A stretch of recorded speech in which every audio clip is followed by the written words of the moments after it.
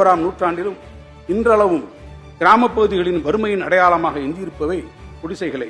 குடிசைகளில் வாழ்ந்திடும் குடும்பங்கள் பாதுகாப்பான நிரந்தர வீடுகளுக்கு இடம்பெறும் போது ஏற்றத்தாழ்வு கொண்ட இந்த சமூகத்தில் அவர்கள் சுயமரியாதையுடன் தங்கள் வாழ்வை தொடர்ந்திட கிடைக்கும் பெரும் வாய்ப்பாகவே அது அமைந்திடும்.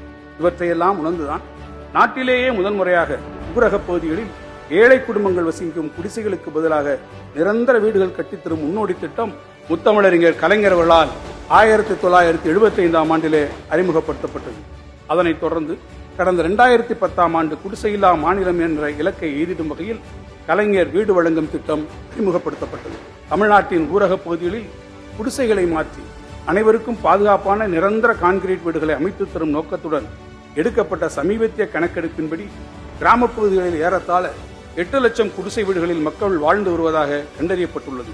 குடிசையில்லா தமிழ்நாடு என்ற இலக்கினை எய்திடும் வகையில் வரும் 2030ஆம் ஆண்டிற்குள் தமிழ்நாட்டின் ஊரகப் பகுதிகளில் 8 லட்சம் கான்கிரீட் வீடுகள் கட்டித்தரப்படும்.